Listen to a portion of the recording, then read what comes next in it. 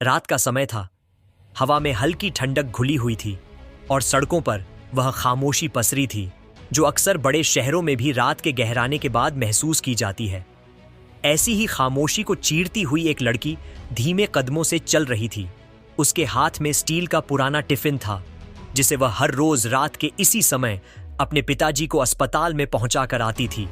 वह साधारण परिवार की लड़की थी और साधारण ही रहना पसंद करती थी। बड़े घरों की चकाचौंध या दिखावे से उसका कोई रिश्ता नहीं था। वह अपने चेहरे पर कोई गहना नहीं पहनती थी, न कोई चमकदार कपड़ा। उसने बस वही सादी काले रंग की सलवार कमीज पहन रखी थी जिसे पहनकर वह सबसे अलग भी दिखती थी और सबसे सामान्य भी। पर उसके दिल में जो हिम्मत धड़कती थी वह असाधारण थी, क्योंकि वह कोई सामान्य लड़की नहीं बल्कि इस जिले की आईपीएस अधिकारी थी। हालांकि वह इस वर्दी की चमक से ज्यादा अपने कर्म की ताकत में विश्वास करती थी, इसलिए बिना वर्दी के एक आम लड़की की तरह अपने पिताजी तक रोज पहुंचती थी, जिससे अस्पताल में पड़े उनके पिताजी को भी यह सुरक्षा महसूस होती थी कि चाहे बाहर की दुनिया कितनी भी कठिन क्यों ना हो, उनकी बेटी हमेशा उनके साथ खड़ी है। उस रात भी वह अस्पताल की ओर बढ़ रही थी, लेकिन मन के भीतर कई तरह की बातें उलझी हुई थीं। वह सोचे जा रही थी कि कैसे हाल ही में जिले में भ्रष्टाचार की गंध फिर से फैलने लगी है। ऊपर से दबाव, नीचे से शिकायतें, हर तरफ जैसे कोई अदृश्य जाल फैल चुका था जो सच्चाई को पकड़ने वाले हर व्यक्ति को चुप करा देना चाहता था। वह सोच ही रही थी कि किस तरह उसे इस जाल को तोड़ना है। तभी दूर से कुछ आवाजें सुनाई दी, जैसे कोई हंस रहा हो, जैसे कोई किसी पर तंज कस रहा हो, जैसे कोई अपनी ताकत का गलत इस्तेमाल कर रहा हो। लड़की ने कदम धीमे कर लिए, आंखें सिकोड़कर सामने देखा। सड़क के मोड़ पर 4 सिपाही खड़े थे। रात की खाली सड़कों पर उनका होना सामान्य था, पर उनका व्यवहार बिल्कुल असामान्य था। वे किसी राहगीर को रोककर उससे कुछ पूछताछ के नाम पर बदतमीजी कर रहे थे।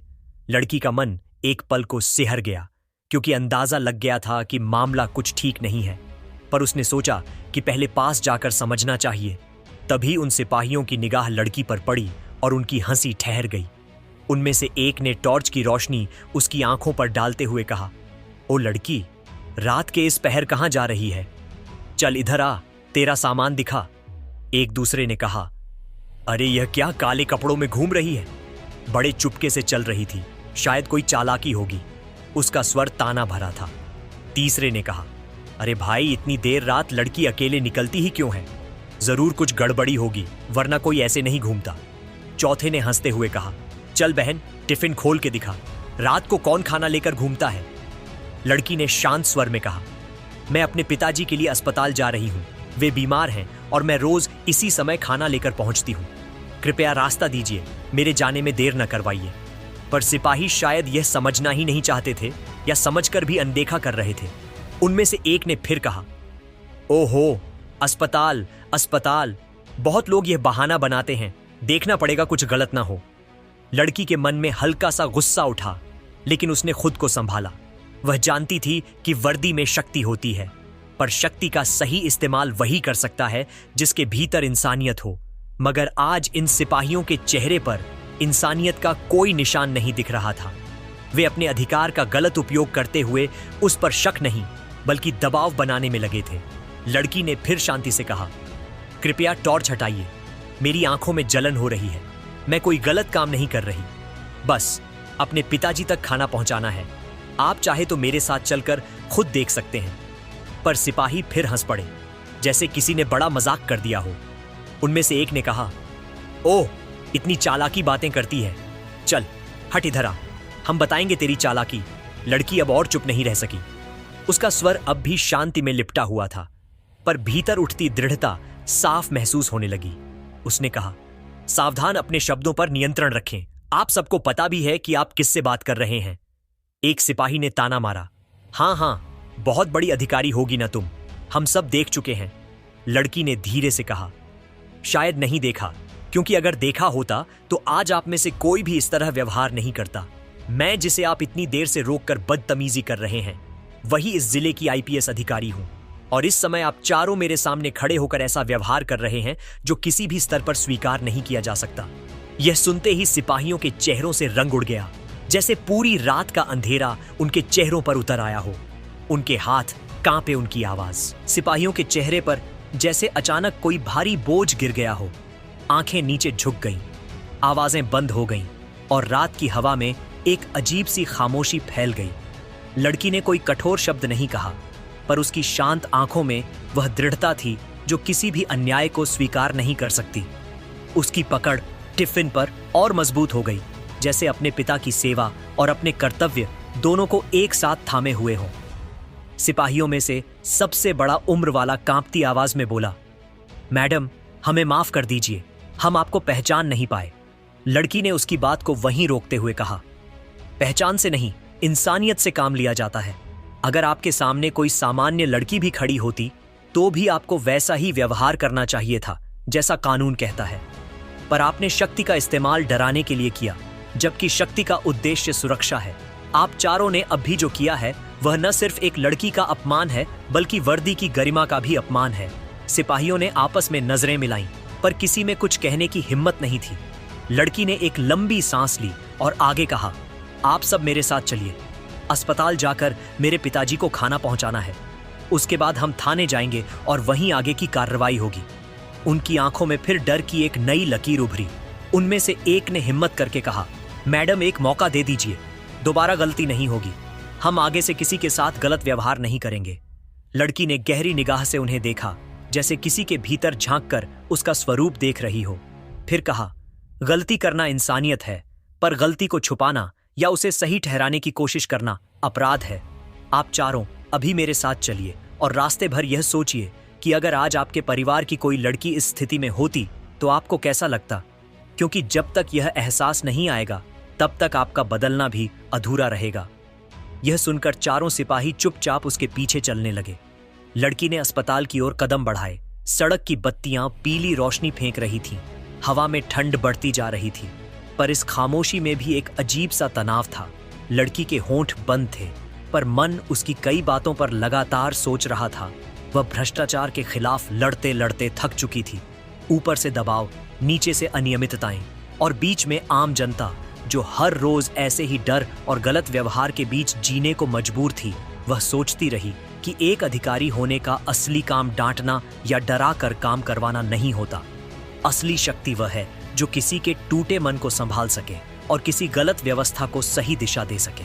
अस्पताल का गेट पास आते ही चौकीदार अपनी कुर्सी से उठ गया। उसने लड़की को देखते ही मुस्कुराकर कहा, बेटी, आज फिर देर हो गई। लड़की ने हल्के से सिर हिलाया और अंदर चली गई। सिपाही बाहर रुककर खड़े रहे, क्योंकि उन्हें भीतर आने की अनुमति नहीं थी। लड़की वार्ड के अंदर पहुंची तो देखा उसके पिताजी शांत मुस्कुराहट के साथ लेटे हुए थे। उन्हें देखते ही उसका मन पिघल गया, जैसे सारी थकान गायब हो गई। उसने पास जाकर धीरे से कहा, पिताजी, खाना ले आई हूं।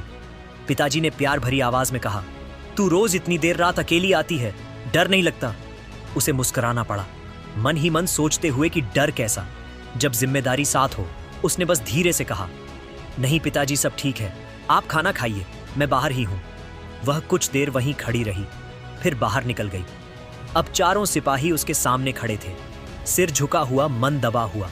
लड़की ने उन्हें सड़क की तरफ जाने का संकेत दिया और बाहर निकलते ही कहा, अब थाने चलिए और जो आज हुआ उसकी पूरी जानकारी दर्ज की जाएगी। कहीं कोई कठोर शब्द नहीं था, कहीं कोई चीख नहीं थी, पर उसके स्वर में वह दृढ़ता थी जिसे सुनकर ही चारों समझ गए कि अब कोई रास्ता नहीं बचा है। थाने की ओर चलते हुए लड़की के मन में फिर वही विचार घूमने लगे कि आखिर ऐसा क्यों होता है कि नीचे के स्तर पर भ्रष्टाचार और गलत व्यवहार सबसे अधिक दिखाई देता है, जबकि वर्दी पहनने का पहला मतलब ही सुरक्षा, सम्मान और जिम्मेदारी है। वह सोच रही थी कि कैसे इस जिले में बदलाव लाया जाए, कैसे ऐसी व्यवस्था बनाई जाए जिसमें कोई भी गरीब या कमजोर व्यक्ति रात के अंधेरे में भी भय महसूस न करे, और कैसे इस सोच को अंदर तक पहुंचाया जाए कि शक्ति का मतलब अत्याचार नहीं बल्कि संरक्षण है। रात गहराती जा रही थी और थाने का बड़ा सफेद बोर्ड दूर से दिखाई देने लगा। पर यह रात सिर्फ अंधेरी नहीं थी, यह एक नई शुरुआत की रात थी, जिसमें एक लड़की अकेली खड़ी होकर पूरे तंत्र को आईना दिखाने जा रही थी। थाने के बाहर पहुंचते ही लड़की कुछ पल के लिए रुकी और चारों सिपाहियों की ओर देखा। वे सब इतने चुप थे जैसे किसी ने उनकी आवाज छीन ली हो। लड़की के चेहरे पर न गुस्सा था, न अहंकार, बस एक दृढ़ता थी जो कर्तव्य से जन्म लेती है। उसने थाने के अंदर कदम रखा तो ड्यूटी पर बैठे अधिकारी ने उसे देखते ही खड़ा होकर आदर से नमस्कार किया, क्योंकि वह अपनी ईमानदारी और शांत स्वभाव के लिए जानी जाती थी। लड़की ने बिना कोई बात बढ़ाए कहा, ड्यूटी रजिस्टर ले आइए, आज जो हुआ है वह इसमें दर्ज होगा। अधिकारी ने बिना देरी रजिस्टर उसके सामने रख दिया। चारों सिपाही थाने के भीतर आते ही और ज्यादा घबरा गए। उनमें से 2 के पैर कांप रहे थे। लड़की ने उन्हें देखकर कहा, आप सभी अपना पूरा नाम बताइए और यह भी बताइए कि आप आज रात उस सड़क पर किस ड्यूटी पर थे और किसने आपको किस आधार पर एक अकेली लड़की को रोककर उससे उस तरह का व्यवहार करने का आदेश दिया था। सिपाहियों को समझ आ गया था कि अब बचने का कोई रास्ता नहीं है। उनमें से बड़े उम्र वाला सबसे पहले बोला, मैडम, हम अपनी गलती मानते हैं। हमसे व्यवहार में गलती हुई है, पर किसी आदेश के कारण नहीं, बस हमने गलत समझ लिया था। लड़की ने उसकी बात सुनकर रजिस्टर में लिखना शुरू किया। उसकी लिखावट साफ और तेज थी, जैसे उसके भीतर की सच्चाई उसकी कलम में उतर रही हो। उसने पूरी घटना को बिना किसी भाव के साफ, स्पष्ट और सच के रूप में रजिस्टर में लिख डाला। लिखते समय उसके चेहरे पर कोई कठोरता नहीं थी, पर एक अजीब सा सन्नाटा पूरे कमरे में फैल गया था, जैसे हर शब्द सिपाहियों के कानों में हथौड़े की तरह पड़ रहा हो। लिखकर उसने रजिस्टर बंद किया और शांत स्वर में कहा, अब विभागीय जांच शुरू होगी और यह प्रक्रिया पूरी तरह निष्पक्ष होगी। आप सबको अपने व्यवहार का हिसाब देना होगा, पर आप चारों के लिए सिर्फ सजा ही पर्याप्त नहीं है। असली सजा तभी होगी जब आप खुद इस बात को समझेंगे कि आपने जिस लड़की के साथ ऐसा किया वह कोई अधिकारी हो ना हो, उसकी इज्जत उतनी ही कीमती है जितनी किसी भी सम्मानित नागरिक की डहरात में किसी भी अकेली महिला के साथ बदतमीजी करने का अधिकार किसी के पास नहीं है। यह सुनकर चारों के सिर और झुक गए। लड़की ने उन्हें बाहर जाने का संकेत दिया, पर तभी उसकी नजर ड्यूटी रूम में रखी पुरानी फाइलों पर पड़ी, जिन पर धूल की परत जमी हुई थी। यह देखकर उसके मन में एक नया विचार उठा। वह जानती थी कि भ्रष्टाचार सिर्फ व्यवहार में नहीं, बल्कि कागजों में भी छिपा होता है। वह फाइलों की ओर बढ़ी और एक एक को ध्यान से देखने लगी। ड्यूटी अधिकारी समझ गया कि वह कुछ ढूंढ रही है। उसने धीरे से कहा, मैडम, क्या आप किसी खास फाइल की तलाश में हैं? लड़की ने बिना ऊपर देखे कहा, मैं उस जिले की हूं जिसने यहाँ की कई अनियमितताओं की शिकायतें सुनी हैं, और मैं मानती हूं कि हर शिकायत जहां से शुरू होती है उसका सुराग अक्सर इन्हीं पुरानी फाइलों में छिपा होता है। इतना कहकर उसने एक फाइल खोली और जैसे ही उसके पन्ने पलटे, उसकी आंखें कुछ पल के लिए ठहर गईं। उसमें उन मामलों की सूची थी जिन्हें निपटाया जाना चाहिए था, पर जानबूझकर लंबित रख दिया गया था। कुछ मामलों में पीड़ितों की शिकायतें दबा दी गई थीं, कुछ में सबूतों के साथ छेड़छाड़ के निशान थे। यह सब देखकर उसके भीतर की आग और तेज हो गई। वह कुछ देर तक पन्ने पलटती रही, फिर अचानक उसने फाइल बंद की और तेज कदमों से बाहर निकली। कार्यकर्ताओं को लगा कि वह गुस्से में चली गई है, पर उसके चेहरे पर गुस्सा नहीं बल्कि एक नई योजना का संकेत था। वह बाहर आकर रात के आकाश को देखने लगी। तारों की रोशनी हल्की थी, पर उसमें भी एक उम्मीद थी। वह मन ही मन सोच रही थी कि इस जिले को ठीक करने का समय आ गया है। अब वह केवल कानून की रखवाली नहीं करेगी, बल्कि कानून को मजबूत भी करेगी। उसके विचारों में एक योजनाबद्ध दिशा बनने लगी थी, जिसमें न केवल विभागीय शुचिता आएगी, बल्कि जनता का विश्वास भी लौटेगा। वह यही सोच रही थी कि उसके पीछे से ड्यूटी अधिकारी की आवाज आई, मैडम, अगर आपको लगे तो हम उन मामलों की पूरी छानबीन आपके आदेश पर शुरू कर सकते हैं। लड़की मुड़ी और बोली, छानबीन नहीं, सत्य की स्थापना होगी। मेरी जिम्मेदारी सिर्फ मामले खोलना नहीं, बल्कि व्यवस्था को सुधारना है। मैं जानती हूं कि जब तक सिस्टम ठीक नहीं होगा, तब तक कोई भी पीड़ित न्याय तक नहीं पहुंच पाएगा। मुझे पूरे जिले के हर कर्मचारी को यह समझाना होगा कि वर्दी शक्ति नहीं है, सेवा है, और सेवा का मतलब जनता की सुरक्षा है। ड्यूटी अधिकारी ने सम्मान से सिर झुका लिया। लड़की ने कुछ देर सोचा, फिर कहा, सुबह सभी अधिकारियों की बैठक बुलाइए। यह रात सिर्फ एक घटना की रात नहीं है, यह बदलाव की शुरुआत है। फिर वह थाने के बाहर निकल गई। रात उस समय पहले से ज्यादा शांत लग रही थी, पर इस शांति में